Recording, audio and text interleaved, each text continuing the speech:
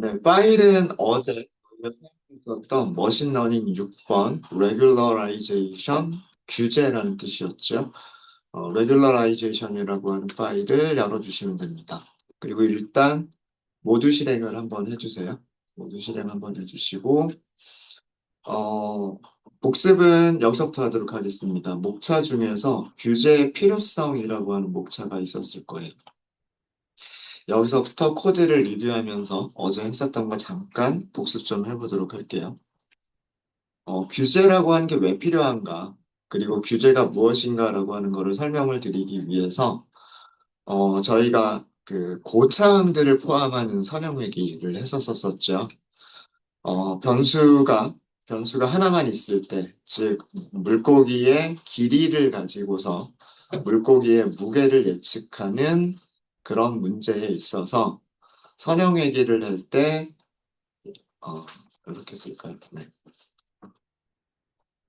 선형회계를 할 때, y는 ax 더하기 b라고 하는 1차 함수로 그 무게를 예측을 할 거냐. 여기서 y는 물고기의 무게고요. x는 물고기의 길이가 되는 거죠. 그래서 1차 항만을 포함하는 선형회계를 할 거냐. 아니면 뭐 ax의 제곱 더하기 bx 더하기 c와 같은 2차 함수 형태로, 즉 항을 추가를 하는 거죠. 길이가 있으면 길이의 제곱이라고 하는 항을 추가해서 길이의 제곱이 하나의 독립변수처럼 사용될 수 있도록 그 2차 함수 형태로 예측을 할 거냐. 뭐 아니면 뭐 3차 함수도 있을 수가 있겠죠. 우리가 다뤄보진 않아. 간단하게 그래프를 본 적은 있을 거예요. 이런 형식으로 무게를 예측을 할 거냐. 이렇게 그 고차항들을 포함시켜 가면서 독립변수의 2차항, 3차항, 4차항, 5차항, 뭐 심지어 우리 50차항까지도 포함을 시켜 봤었었죠. 음, 그랬을 때 어떤 일이 발생을 했었었냐면 훈련셋은 정말 정확하게 거의 오차 없이 예측할 수 있었는데, 근데 반대로 테스트셋에서는 오차가 너무 크게 발생하는 그런 현상이 있었다라고 하는 거를 살펴봤었죠. 과대적합이 너무 크게 일어나더라라고 하는 거를 살펴봤습니다. 그걸 하기 위해서 우리가 시각적으로 그걸 그려봤죠. 음. 1차 함수, 2차 함수, 5차 함수, 50차 함수의 선형회기식을 그래프를 그려봤어요. 특성 배열은 물고기의 길이만 가지고 있는 2차원 배열, 그리고 타겟 배열은 물고기의 무게만 가지고 있는 1차원 배열. 그래서 그 길이와 무게를 훈련셋, 테스트셋, 훈련 레이블, 테스트 레이블 이렇게 나눠서 훈련셋 산정도도 그려보고, 그 다음에 테스트셋 산정도도 그려보고요. 그다음에 1차, 2차, 5차, 50차 항을 포함하기 위해서 우리가 파이프라인을 이용을 했죠. 폴리노미얼 피처스가 고차항들을 포함시켜 줄 수 있는 클래스였었고, 스탠다드 스케일러는 각각의 변수들의 스케일을 비슷하게 바꿔주는, 즉 평균이 0이 되고 표준 편차가 1이 되도록 바꿔주는 스탠다드 스케일러가 있었고, 그 다음에 리니어 리그레션, 에스티메이터죠. 머신러닝 모델이 되겠죠. 그래서 이 세 가지를 순서대로 연결한 파이프라인을 만들어서 그 다음에 파이프라인을 훈련셋과 훈련 레이브로 훈련을 시키고요. 이게 반복문 안에서 훈련이 되고 있습니다. 그러니까 어떻게 훈련이 되냐면 D가 1일 때는 1차항만 포함하는 선형회기가 되는 거고요. D가 2일 때는 2차항까지 포함하는 선형회기를 훈련시키는 거고요. 그 다음에 D가 5일 때는 5차항들까지 포함하는 선형회기. 그리고 마지막으로 D가 50일 때는 50차항까지도 포함하는 오시차 함수, 그죠? 그런 선형 회귀를 훈련을 시키게 되죠. 그러니까 여기서 4번 훈련이 되는 겁니다. 그러면서 각각 훈련할 때마다 훈련 셋에서의 결정 개수와 테스트 셋에서의 결정 개수들을 출력을 해봤고요. 그리고 그 선형회귀 방정식이죠. 1차 함수, 2차 함수, 5차 함수, 5시차 함수를 시각화하기 위해서 X값들, Y값들 계산해서 선그래프로 그렸어요. 그 그려진 그래프가 이렇게 나왔죠. 네. 보시면 여기 파란색이 1차 함수 직선이에요. 파란색이 직선, 1차 함수죠. 1차 함수는 훈련 셋에서도 오차들이 보이고요. 테스트 셋에서도 오차들이 보입니다. 뭐 예를 들어서 그 여기 있는 훈련 셋 같으면 예측값이 실제 값은 800g이 좀 넘는데 예측값은 여기 직선 위에 있는 점으로 예측을 할 거기 때문에 뭐 대략 600g이 조금 넘는 그런 무게로 예측을 하겠죠. 그러니까 요만큼의 오차가 있을 거란 얘기. 물론 몇 개의 점들은 직선과 거의 비슷하게 있기 때문에 오차가 적을 수도 있고요. 어떤 점들은 직선에서 좀 떨어져 있기 때문에 오차들이 좀 크게 발생할 수도 있을 거예요. 테스트 셋도 마찬가지입니다. 여기서 테스트 셋은 이렇게 오렌지색으로 그렸어요. 오렌지색으로 그렸는데 이렇게 오차가 요만큼 발생하는 거죠. 여기 있는 점은 요만큼 발생하는 거고요. 아마 여기 있는 점 같은 경우에는 오차가 이 아래쪽으로 쭉 이어질 거기 때문에 굉장히 크게 오차가 발생을 할 거예요. 그래서 그 1차 항만 포함하는 선형회계에서는 훈련 셋의 결정 개수가 0.93 그리고 테스트 셋의 결정 개수가 0.82 이런 거는 이것도 그 훈련 셋을 잘 맞추는 거기 때문에 과대적합이기는 합니다. 아, 테스트 셋의 점수가 낮죠. 그 다음에 2차 함수, 여기 그 결정계수 보면 0.97, 0.97 거의 훈련셋과 테스트셋의 점수가 거의 비슷하게 맞춰져 있죠. 이거는 좋은 모델이에요. 그죠? 왜 그런가를 살펴보시면 여기 노란색, 오렌지색이라고 해야 되나? 네, 노란색이 2차 함수예요. 2차 함수 어떻게 생겼냐면 이렇게 생겼죠. 그죠? 그 훈련셋과 테스트셋들을 음, 보시면 여기 테스트 셋 거의 그 이차함수 위에 있죠. 그 다음에 여기 검은색 점들이 그 훈련 셋인데 보시면 그 이차함수와 거의 떨어져 있지가 않아요. 이차함수 근방에 있죠. 물론 몇몇 점들은 이렇게 떨어져 있어요. 여기 있는 점 같으면 이차함수까지 요만큼, 이만큼이 오차가 되는 거죠. 이만큼이 그쵸? 네. 이만큼이 오차가 되는 거고요. 노란색 점 같은 경우도 여기 있는 점 같으면 요만큼의 오차가 되는 거죠. 그래서 보시면 그 아마 테스트 셋에서가 살짝 더 오차가 조금 적을 거예요. 그죠? 그런 모습을 보실 수가 있으셨고요. 그 다음에 오차 함수, 오, 죄송합니다. 오차 함수도요. 훈련 셋 0.97, 테스트 셋 0.98. 이거는 과소적합이에요. 테스트 셋을 더 정확하게 맞추죠. 이거는 그 테스트 셋의 물고기가 테스트 셋의 샘플의 개수가 적었기 때문에 그런 거예요. 오차 함수는 여기에서 이 초록색으로 그려진 부분이고요. 초록색으로 그려진 부분을 보시면 그래프가 요렇게 그려져 있어요. 그래서 원래 오차 함수니까 요렇게 시작해요. 요게 오차 함수. 요게 오차 함수인데 그 오차 함수의 일부분이라고 생각하시면 돼요. 그죠? 음. 그래서 오차 함수는 더 잘 맞추고 있어요. 훈련셋에 점점 그 점들의 위치하고요. 그려진 곡선의 그 위치를 보시면 점점 그 곡선들이 그 검은색 점들에 가까워져 가고 있는 모습을 보실 수가 있으실 겁니다. 1차 함수보다 2차 함수가 검은색 점들에 더 가깝고요. 2차 함수보다 5차 함수가 검은색 점들에 더 가까워요. 근데 50차 항을 보죠. 50차 항일 때에는 빨간색으로, 여기 빨간색으로 그려진 그래프가 50차 함수예요.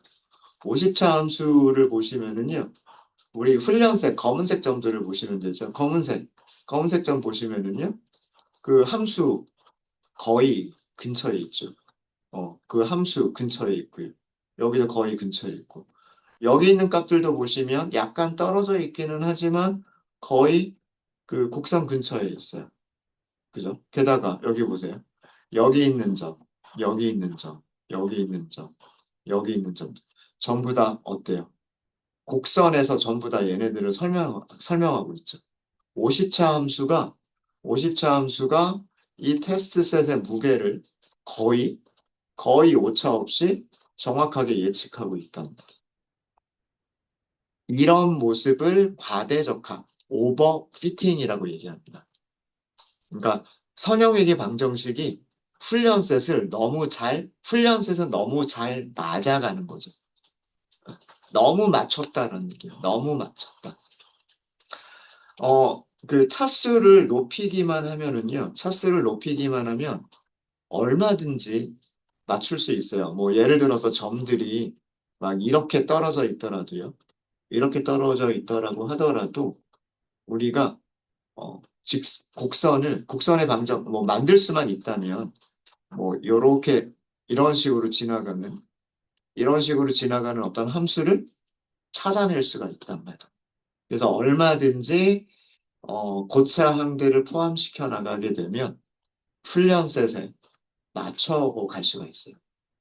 그래서 훈련셋의 점수를 보시면 그 결정계수를 보시면 0.989 거의 0.99에 가까운 값이죠. 근데 테스트 셋은 보시면 마이너스 7653735 이렇게 나와요. 엄청나게 작은 숫자죠. 그죠? 우리가 결정계수는 최대값이 1까지 가질 수 있고 이론적으로 마이너스 무한대까지도 가질 수 있다라고 말씀드렸어요. 그죠? 이거 테스트 셋에서는 점수가 엄청 나쁘다라는 뜻이에요. 자, 그거를 그래프에서 확인하실 수 있으세요. 여기 있는 점 보세요. 이게 테스트 셋이죠. 곡선은 이렇게 쭉 올라가고 있죠. 어떻게 예측하겠어요? 여기 어딘가로 예측을 하겠죠. 오차가 어마어마하게 크겠죠. 그죠? 이런 점들만이 문제가 아니고요. 이런 점들만이 문제가 아니라, 여기 있는 검은색 점 볼까요? 이거 훈련셋이에요. 그죠?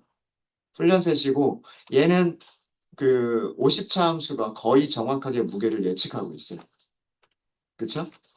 근데 이 훈련셋에서 아주 살짝 떨어져 있는 그 옆에 있는 노란색 점 보세요. 길이가 거의 비슷하기 때문에 무게도 거의 비슷할 거예요. 근데 50차 함수를 보세요. 50차 함수는 30cm짜리를 30cm짜리를 몇 g이라고 예측해요? 600g이라고 예측을 해요. 살짝 떨어져 있는 뭐 한 28cm 정도 될 것 같죠? 28cm짜리 물고기는 뭐 대략 300g으로 예측을 하면서 그것보다 약간 큰 30cm짜리는 600g으로 예측을 한단 말이에요. 그죠? 왜 그러냐면 어제도 말씀드렸듯이 차수가 높아지면 높아질수록 그래프가 급격하게 이렇게 변하기 때문에 요즘 주식시장처럼 막 이렇게 급격하게 변하기 때문에 살짝만 떨어져 있어도 예측값이 어마어마하게 바뀔 수가 있게 되는 거예요. 그래서 테스트 셋에서 훈련 셋은 오차가 거의 없을 수도 있지만 거기서 살짝만 벗어나 있는 테스트 셋을 보면 엄청나게 큰 오차의 예측값을 내놓을 수가 있게 되는 거예요. 그래서 규제라고 하는 게 필요하다라고 말씀을 드렸던 거예요. 무조건 고창들이 많아지는 게 좋은 게 아니라, 많아지는 게 좋은 게 아니다. 그래서 그 머신러닝 모델이 너무 과대적합되지 않도록, 그러니까 너무 오버피팅이 되지 않도록 일부러 훈련 셋에서의 손실을 키워버리는 것. 그게 규제예요. 규제란 훈련 셋에서 손실, 다시 얘기해서 오차예요, 오차. 훈련 셋에서의 손실을 일부러 더 크게 만들어 버려서 훈련 셋에서 오버피팅 되는 거를 줄여주고 대신에 테스트 셋과 훈련 셋의 점수가 비슷해지도록 훈련 셋과 테스트 셋의 손실이 비슷해지도록 만들어주는 것을 규제라고 얘기를 합니다. 규제. 그래서 그 어, 규제가 왜 필요한지, 규제가 무엇인지를 설명을 드렸었고요. 규제를 하기 위해서는 손실함수라고 하는 개념을 아셔야 돼요. 머신러닝의 목적은 그게 회귀 문제이든 분류 문제이든 다 동일합니다. 비용함수라고 부르기도 하고요. 손실함수라고 부르기도 하는데 손실함수를 최소화하는 모델 파라미터들을 찾는 게 머신러닝의 목적이에요. 그럼 선형회계에서는 손실함수를 뭘로 정의를 하냐면 mean squared errors, MSE로 정의를 합니다. 오차들이 크면 손실이 큰 거죠. 오차들이 작으면 손실이 작은 거예요. 네, 그런 개념으로 선형회계에서의 목적은 mean squared error가 최소가 될 수 있는, MSE가 최소가 될 수 있는 선형회계 방정식의 개수들을 찾는 게 선형회계의 목적인 거예요. 그러니까 어제 설명드렸죠. 어떤 방정식이 똑같은 데이터가 있을 때 y는 x 플러스 1이 MSE가 적을 거냐, 아니면 y는 10x 더하기 2가 뭐, 어, MSE가 적을 거냐. 이거 어제 설명드렸었잖아요. 그죠? 어, x 플러스 1일 때 손실도 계산해봤고, 10x 플러스 2일 때 손실도 계산해봤고, 하진 않았지만, 5x, 더하기 3일 때에는 손실이 어떻게 되겠느냐. 이런 것들을 간단하게 그 설명을 드렸었죠. 그죠? 그러니까, 어, 독립변수가 하나밖에 없을 때에도 그 선형회귀 방정식은 그리고 1차항만 고려하더라도요. 1차항만 고려해도 선형회귀 방정식은 정말 무한한 경우의 수를 가질 수가 있어요. x 앞에 곱해주는 개수를 어떻게 할 것이냐, 더해주는 절편을 어떻게 할 것이냐에 따라서 MSE들이 다 달라지겠죠. 그죠? 음. 그래서 그 오차가 적으면 적을수록 좋은 거기 때문에 이 MSE를 최소로 만들어줄 수 있는 이 개수들이 어떻게 될 것이냐. 그리고 그 절편이 어떻게 될 것이냐라고 하는 것들을 스스로 찾아가는 과정이 그게 선형회귀가 하는 일이에요. 그래서 여기 그 수식은 그 MSE의 정의를 그대로 쓴 거예요. 그죠? 그리고 요거 시그마나 이런 것들 어제 설명을 드렸던 내용이고요.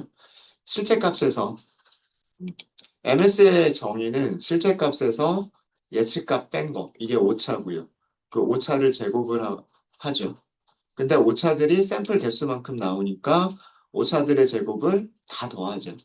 그리고 샘플 개수로 나눠주면 그게 오차들의 제곱의 평균이 되겠죠. 될 거고, 그럼 예측값은 선형회계식으로 만드는 거기 때문에 절편이 있고요. 절편이 있고, 그 다음에 그 첫 번째 독립변수에 곱해주는 그 개수, 두 번째 독립변수에 곱해주는 개수, 세 번째 독립변수에 곱해주는 개수. 이렇게 그 특성의 개수만큼 그 독립변수들이 있을 거고, 개수들이 있겠죠. 그러니까 이게 선형회계식인 거죠. 그래서 실제값과 선형회계식으로 찾은 예측값 빼주면 오차, 오차의 제곱. 그래서 이게 그냥 단순하게 MSE의 정의인데 규제라고 하는 거는 뭐라 그랬어요? 일부러 손실을 키워버린다 라고 말씀드렸죠. 훈련셋에서 훈련셋에서 일부러 손실을 키워버린다 라고 말씀을 드렸어요. 그래서 일부러 손실을 키워버리는 방법이 리치라고 하는 방법이 있고 라쏘라고 하는 방법이 있고 엘라스틱 넷이라고 하는 방법이 있었던 거예요. 리치는 원래는 MSE가 손실인데 거기에다가 W의 제곱함을 일부러 더 더해버리는 거예요. 그러면은 MSE가 더 커지겠죠. 훈련셋에서 MSE가 더 커져버리겠죠. 그래서 그 MSE 더하기 W의 제곱을 최소화하는 W들을 찾으면, 그죠? 이거를 최소로 만들어주는 그 선형회계식의 개수들을 찾는 거예요. 그러면 오차가 더 커져 있겠죠. 얘를 최소로 만드는 W를 찾는 것보다 얘를 최소로 만드는 W들을 찾으면 훈련셋에서 오차가 더 커져 있을 거란 말이에요. 그렇겠죠? 그래서 여기서 이 알파라고 하는 게 나오는데 이 알파가 그 규제의 크기입니다. 그리고 알파는 우리가 보통 0보다 크거나 같은 숫자로 생각을 합니다. 음수는 생각하지 않아요. 음수면 작아져 버리는 거잖아요. 손실을 줄여버리는 거기 때문에 손실을 줄이는 거는 그거는 규제의 목적이 아니에요. 손실을 늘려주는 게 규제의 목적이기 때문에 여기서의 알파 값은 0보다 크거나 같은 값으로 우리가 생각을 합니다. 알파가 0인 경우에는 요 더해주는 항이 없어지는 거예요. 그죠? 이게 없어지는 거니까 그냥 손실함수는 MSE가 되는 거예요. 근데 알파가 약간이라도 있으면, 뭐 예를 들어서 1이라고 있으면 요만큼이 더 더해지는 거죠. 그게 손실이다라고 하는 거고요. 그래서 여기에 제곱항이 들어가기 때문에 제곱항이 들어가서 L2 규제라고도 부릅니다. 그 다음에 에런 규제는 라쏘라고 부르기도 하고 에런 규제라고도 부르는데 1차항을 포함시켜요. 2차항을 포함시키는 게 아니라 2차항을 포함시키는 게 아니라 1차항을 포함시킵니다. 그래서 에런 규제라고 얘기를 하는 거고요. 마찬가지로 여기도 알파가 커지면 손실에다가 더 플러스 알파 해주는 게 더 커지는 거니까 규제가 커지는 거고요. 규제가 커진다는 얘기는 손실이 커진다는 얘기예요. 손실이 커지면 훈련세대 점수가 안 좋아진다는 얘기예요. 그럼 테스트셋과 비슷해지겠죠? 과대적합이 줄어든다는 얘기가 돼요. 그리고 알파 값이 작아지면 반대로 손실이 조금 작아지는 거죠. 손실이 작아진다는 얘기는 훈련셋을 조금 더 정확하게 맞춘다는 얘기예요. 그러면 테스트셋과의 차이가 조금 더 벌어질 수 있겠죠? 그러면 어떻게 되냐면 과대적합이 늘어나게 되는 거예요. 그런 얘기들이 이렇게 밑에서 말씀드렸죠. 알파 값이 커지면 규제가 커지는 거고, 규제가 커진다는 얘기는 손실이 증가하는 거고, 손실이 증가한다는 얘기는 과대적합이 줄어드는 거다.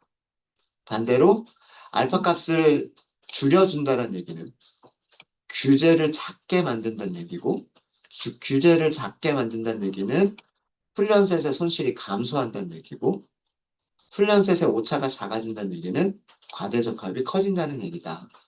이렇게 설명을 드렸었어요.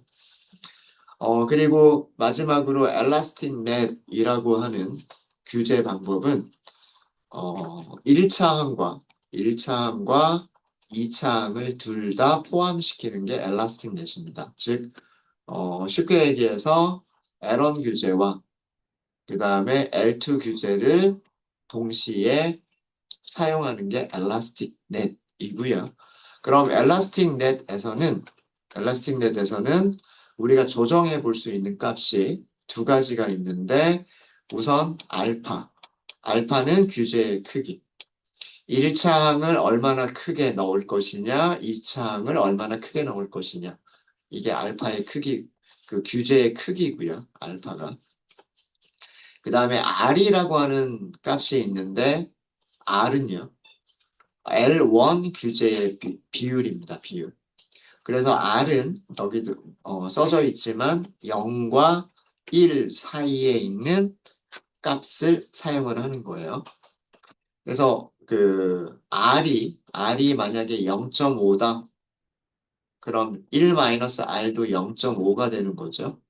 네, 그러면 L1 규제 50%, L2 규제 50%를 사용하는 그런 모델이 되는 거고요. 만약에 R을 만약에 0.9라고 한다. 0.9라고 하게 되면, 그러면은 L1 규제를 90%를 쓰는 거고요. 1-R은 0.1이 되는 거잖아요. 0.1이 되는 거니까 L2 규제는 10%를 사용한다라고 하는 그런 의미가 되는 겁니다.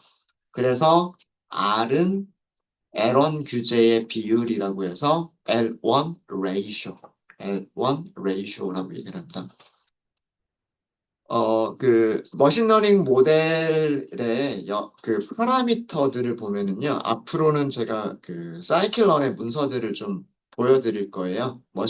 여러 가지 머신러닝 모델들을 사용할 때마다 문서들을 같이 볼 건데, 많은 머신러닝 모델들이요, 알파라고 하는 파라미터를 가지고 있어요.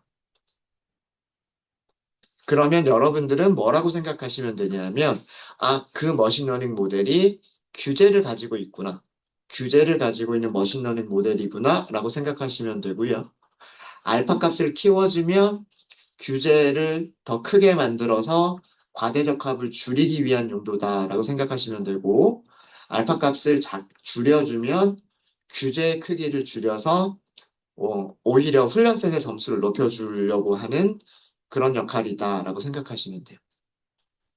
그리고 몇몇 개의 모델들은 알파라고 하는 파라미터 이외에 L1 ratio라고 하는 파라미터를 가지고 있는 머신러닝 모델들이 있어요. 네, 그런 경우에는 이 모델은 규제를 L1 규제와 L2 규제를 동시에 사용하는구나.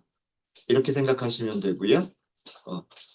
어, 그래서 에런 규제를 몇 퍼센트로 할 건지를 조정할 수가 있구나라고 생각하시면 돼요.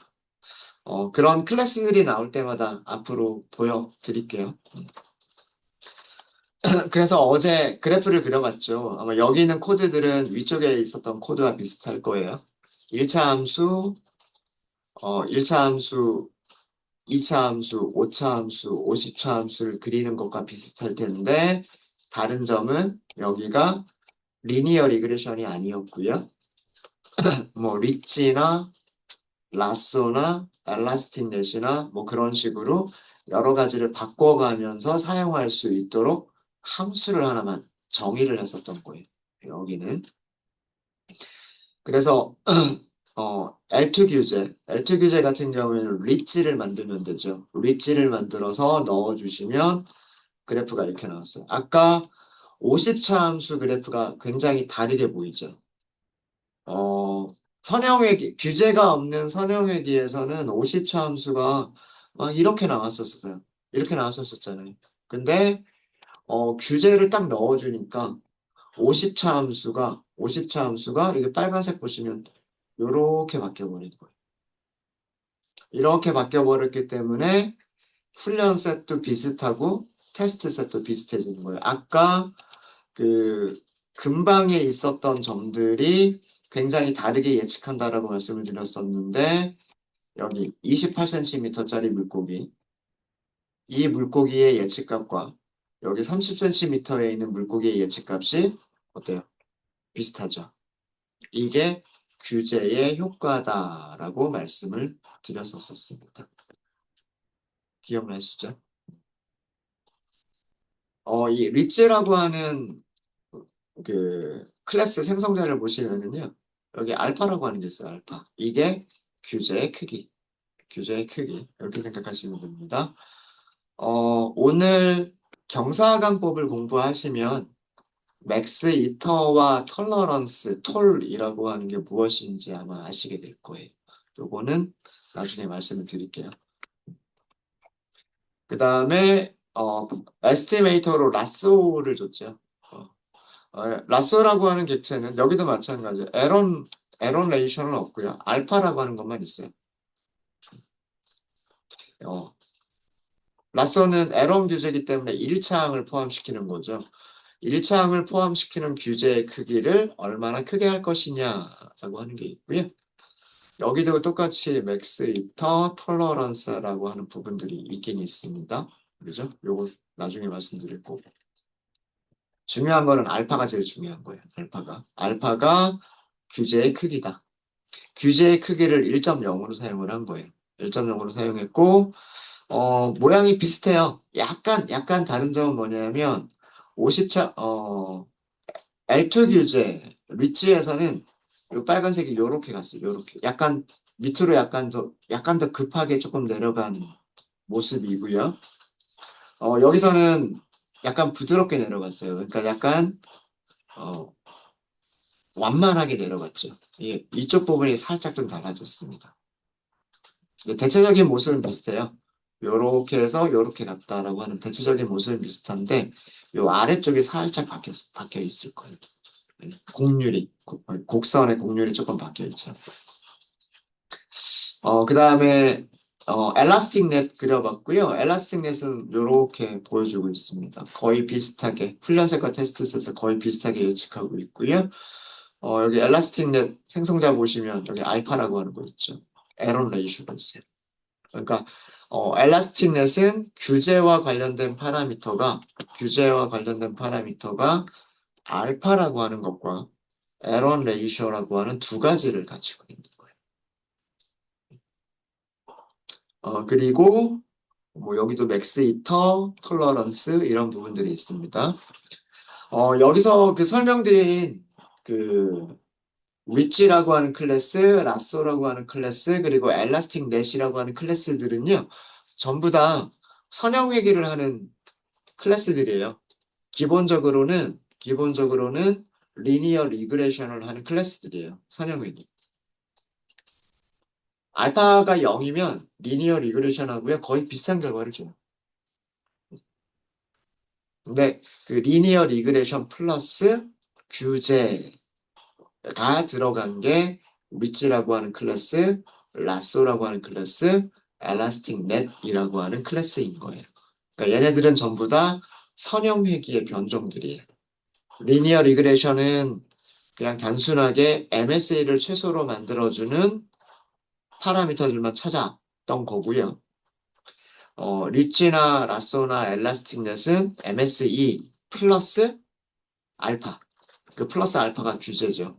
그 규제가 들어가 있는 선형회귀를 하는 것들이 하는 그런 클래스들이었던 거예요. 그러니까 전부 다 기본적인 거는 선형회귀라고 생각하시면 돼요. 기본적인 거는 선형회귀고 그 선형회귀의 파라미터를 찾을 때 무엇으로 파라미터를 찾을 거냐?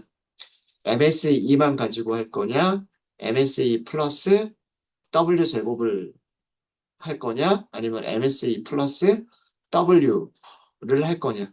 그게 차이점이다라고 하는 그런 내용입니다. 여기까지가 저희가 어제 했었던 내용들이었었어요. 혹시 질문 있으실까요? 질문 없으십니까? 어, 여기서 조금만 더 이어서 할게요. 여기서 하이퍼 파라미터 튜닝이라고 하는 개념을 설명을 드리도록 하겠습니다.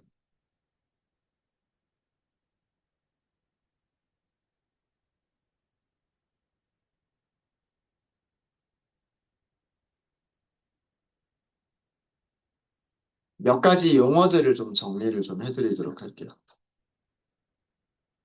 머신러닝에서 모델 파라미터라고 하는 용어가 있어요.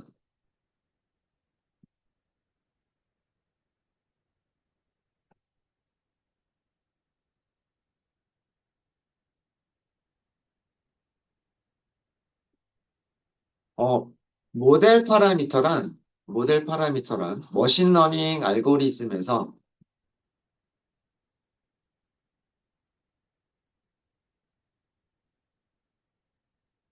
각각의 알고리즘들마다 사용하는 손실함수들이 조금씩 다를 수가 있어요. 분류를 담당하는 알고리즘에서 사용하는 손실함수, 그다음에 회귀를 담당하는 머신러닝 알고리즘에서 사용하는 어, 손실함수, 그리고 회계를 담당하는 회계를 담당하는 그런 머신러닝 알고리즘에서도 규제가 들어가 있는 손실함수냐, 규제가 들어가 있지 않은 손실함수냐, 이렇게 그 손실함수들이 많이 여러 가지 종류들이 있어요. 있는데, 그 머신러닝 알고리즘에서 그게 사용하는 수학적인 모델의 비용함수, 비용함수라고 부르기도 하고 또는 손실함수라고 부르기도 한다라고 말씀드렸죠. 두 개는 거의 비슷한 개념으로 생각하시면 돼요. 손실함수를 최소화하도록 만드는 파라미터들을 모델 파라미터라고 얘기를 합니다. 그러니까 회계에서 기본적으로 사용하는 손실함수가 MSE였었잖아요. Mean Squared Error. MSE였었죠. 그 MSE가 최소가 되도록 뭘 찾는 거예요? MSE가 최소가 되도록 W0, W1, W2 이런 것들을 찾는 거죠. 맞아요?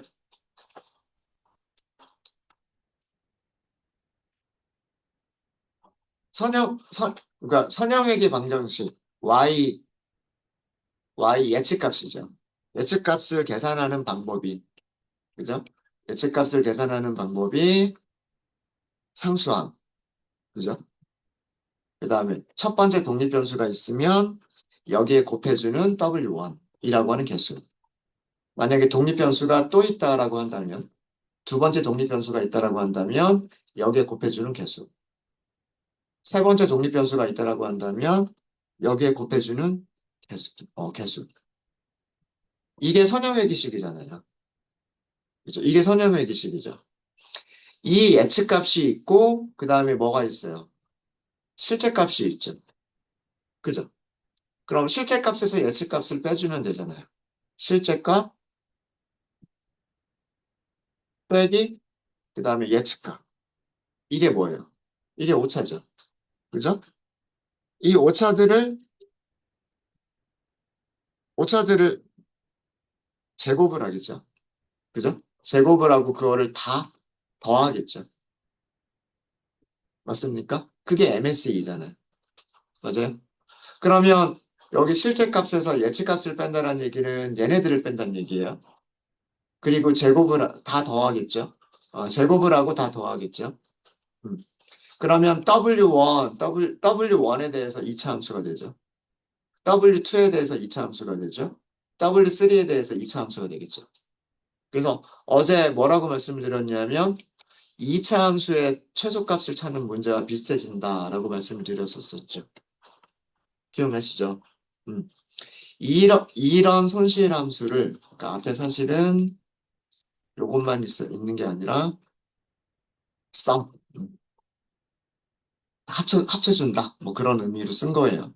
어, 얘네들을 다 시그마라고 생각하시면 돼요. 시그마. 네. 이런 손실 함수를 최소화를 할 수 있는 W1이 뭐냐? 이런 손실 함수를 최소화할 수 있는 W2가 뭐냐?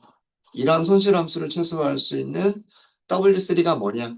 이게 머신러닝의 목적이었던 거잖아요. 선형회계에서는 이게 목적이잖아요. 맞아요? 이런 것들을 모델 파라미터라고 한다는 얘기예요. 즉, 선형회계에서의 모델 파라미터란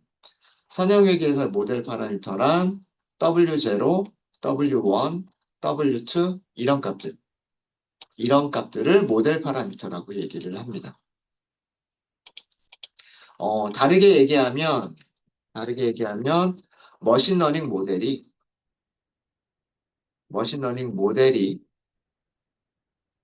뭐, 모델이라고 해도 되고, 알고리즘이라고 해도 되고요. 어, 데이터를 학습하면서 스스로 찾아내는 파라미터들을 모델 파라미터라고 얘기를 하는 거예요. 우리가 W0, W1 이거 계산했어요? 아니잖아요. 리니어 리그레션 그냥 생성하죠. 그 다음에 리니어 리그레션을 훈련시키죠. 어, 데이터를 학습해라 라고만 하면 그러면 그 리니어 리그레션이 무엇을 우리한테 줘요? WZ 인터셉트하고 코이피션트 주잖아요. 그죠? 그 얘기예요. 우리는 리니어 리그레션을 생성해서 리니어 리그레션한테 데이터 학습해라. 그죠? 그렇게 하면 리니어 리그레션이 인터셉트와 코이피션트들을 찾아준단 말이에요. 그죠? 이런 파라미터들을 모델 파라미터라고 합니다. 그러니까 우리가 직접 찾는 파라미터가 아니에요. 인공지능이 알아서 찾아주는 값들인 거예요.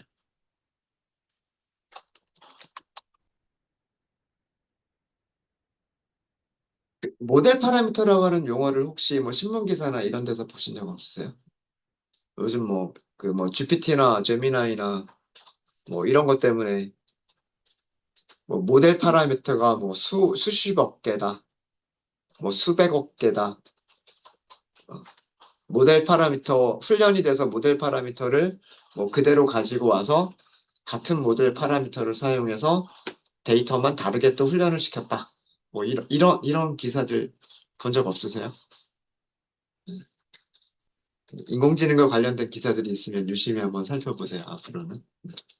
그런 것들을 모델 파라미터라고 합니다. 그래서 예를 들자면 선형회귀에서는 선형회귀 모델에서의 모델의 절편, 우리 인터셉트라고 부르는 거, 절편과 배수들, 코이피션트들 이런 것들이 모델 파라미터예요. 선형회귀에서는 뭐 다른 모델에서는 또 다른 모델 파라미터들이 있을 수 있어요. 그런 것들이 있을 수 있습니다. 음, 그런 것들은 그 모델이 나올 때마다 설명을 좀 드리도록 할게요. 이 모델 파라미터와 구분하셔야 되는 개념이 뭐냐면 하이퍼 파라미터예요.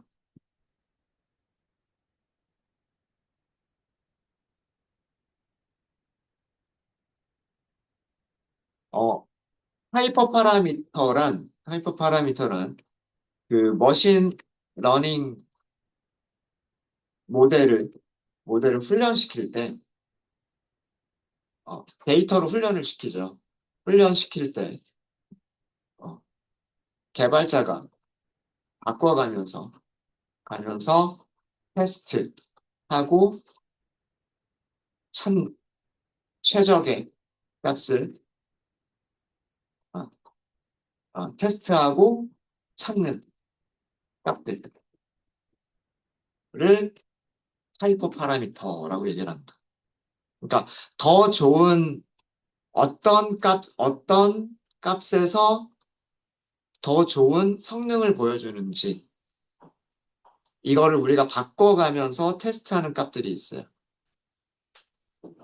그런 값들을 하이퍼 파라미터라고 얘기를 합니다. 기억나는 거 있으세요? 하이퍼 파라미터 중에서? KNN에서는. 우리가 KNN에서 뭔가를 바꿔가면서 정확도를 비교해 봤을 거예요. 뭐 바꿔가면서 정확도 비교했었죠? 가장 가까운 이웃의 개수. 그죠?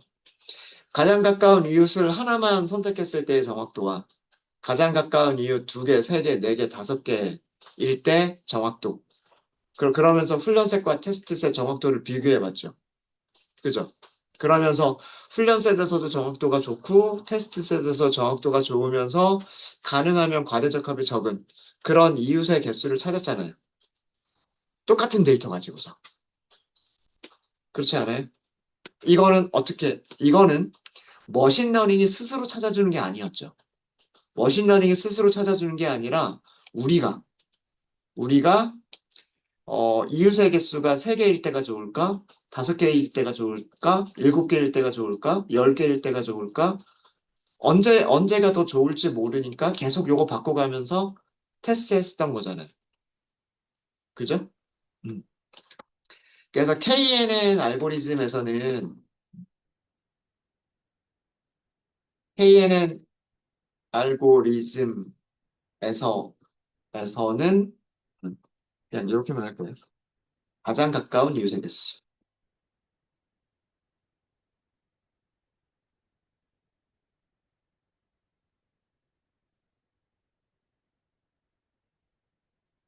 이게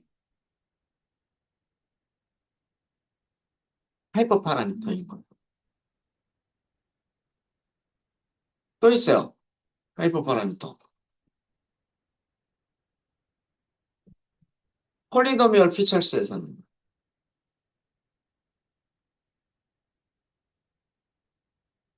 우리가 1차항만 포함할 때가 오차가 적을까? 2차항까지 포함할 때가 오차가 적을까? 3차항, 4차항, 5차항일 때 오차가 적을까? 이거 테스트 해봤죠. 그죠? 똑같은 데이터 가지고서 똑같은 훈련 작업을 계속했잖아요. 그죠?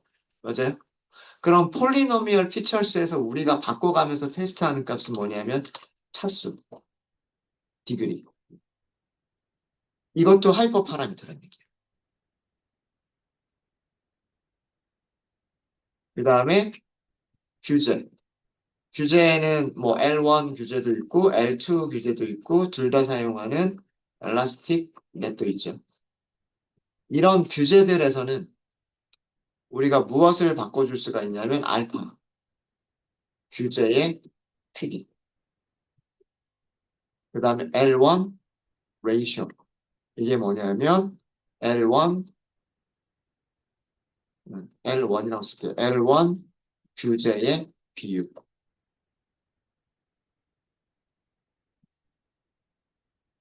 그러니까 알파 값이 1.0일 때가 좋을까? 알파 값이 2.0일 때가 좋을까? 알파 값이 10.0일 때가 좋을까?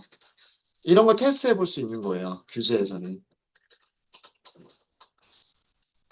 규제가 크면 클수록 좋을까? 규제가 작아도 좋을까? 이거를 테스트해 볼 수가 있겠죠. 똑같은 데이터를 가지고서. 똑같은 데이터를 가지고서. 그죠? 이런 것들을 하이퍼 파라미터라고 얘기를 합니다. 그리고 하이퍼 파라미터 튜닝이라고 하는 거는 뭐냐면 그 여러 가지 이런 조합들, 여러 가지 하이퍼 파라미터들의 조합들을 뭐 예를 들면 이웃의 개수, 디그리, 그다음에 규제 크기 이런 여러 가지 조합들을 테스트해 가면서 최적의 성능을 보여주는 훈련세과 테스트 모두에서 훈련세과 테스트셋 모두에서 최적의 성능을 보여주는 하이퍼 파라미터를 찾는 과정을 하이퍼 파라미터 튜닝이라고 얘기를 하는 거예요. 그래서 어, 머신러닝을 한다. 인공지능을 만든다라고 하는 게 뭐냐면 수학적인 모델은 이미 거의 다 만들어져 있는 상태고요. 데이터만 주면 데이터만 주면 인공지능이 스스로 그런 파라미터들을 찾아요. 근데 그것 이외에 어떤 하이퍼 파라미터들이 최적의 성능을 보여줄까라고 하는 게 그게 튜닝인 거예요, 튜닝.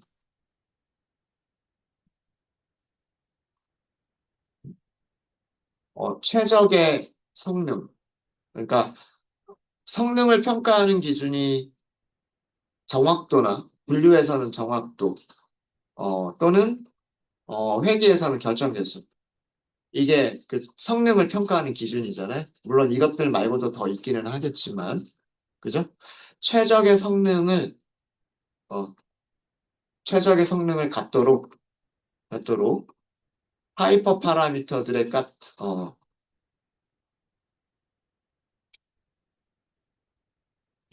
최적의 성능을 갖는 하이퍼 파라미터들의 조합을 찾는. 과정을 하이퍼 파라미터 튜닝이라고 얘기를 하는 거예요. 그래서 이거는 우리가 가장 쉽게 해볼 수 있는 거는 반복문 사용하는 거예요. 그죠? 우리 KNN에서 반복문 써가지고 K가 1일 때, 2일 때, 3일 때, 4일 때 해가지고 정확도 그래프 쭉 그려봤잖아요. 그죠? 예. 우리가 직접 반복문을 만들어서 하나씩 하나씩 테스트를 해보는 그런 방법도 있고요. 저희가 나중에 이 하이퍼 파라미터 튜닝을 자동으로 해주는 그런 게 있어요. 교차 검증이라고 하는 거를 이용해서 크로스 발리데이션이라고 하는 게 있습니다. 교차 검증이라고 하는 거를 이용해서 하이퍼 파라미터 튜닝을 자동화할 수도 있어요. 그러니까 우리가 그 조합들만 설정해 주면 돼요. 하이퍼 파라미터들을 뭐 차수는 1, 2, 3, 4, 5를 테스트해 보겠다. 알파는 0.1, 1.0, 그 다음에 10.0 이거를 테스트해 보겠다. 에러 레이쇼는 0.1, 0.5, 0.9를 테스트해 보겠다. 뭐 이런 식으로 그 하이퍼 파라미터의 조합을 우리가 결정을 해서 그거를 교차 검증한테 맡기면 교차 검증이 알아서 자기가 스스로 여러 번 반복하면서 점수들을 우리한테 보여줘요. 그럼 우리는 이런 조합에서 뭐 예를 들면 2차 항이고 규제는 0.1이고 에러 레이쇼는 0.5일 때가 가장 성능이 좋았구나 라고 하는 그런 것들을 찾아낼 수가 있어요. 그런 과정을 하이퍼 파라미터 튜닝이라고 합니다. 오늘까지는 저희가 수동으로 할 거예요. 반복문 쓰면서 수동으로 해볼 건데, 나중에 저희가 수업 시간에 이런 하이퍼 파라미터를 찾는 그런 것들을 더 자세하게 다룰 거예요. 네. 모델 파라미터와 하이퍼 파라미터 구분되시겠어요? 이거 되게 중요합니다. 모델 파라미터는 머신러닝 모델이 스스로 데이터를 학습하면서 찾아가는 것들. 개발자가 사람이 들어갈 수 없는 여지예요. 모델이 왜 이렇게 W0와 W1을 왜 이렇게 찾았을까? 알 수 없어요. 물론 거기에 뭐 MSA 같은 거를 보면 그래서 그렇겠구나 라고 할 수는 있겠지만 왜 파라미터가 0.1이냐? 왜 절편이 0.1이냐? 개수가 왜 1.0이냐? 이거는 해석하기가 되게 힘들어요. 근데 하이퍼 파라미터 같은 경우는 우리가 스스로 조정하면서 우리가 스스로 설정하면서 바꿔가면서 테스트하면서 찾는 최적의 값들이기 때문에 이거는 우리가 결정할 수 있는 부분이에요. 그래서 우리가 하는 부분은 하이퍼 파라미터예요. 모델을 훈련시키고 하이퍼 파라미터를 찾는 과정을 저희가 하는 겁니다. 네. 이론적인 얘기가 좀 길어졌고요. 실제로 코드를 만드는 거는 다음 시간에 한번 해보도록 하겠습니다.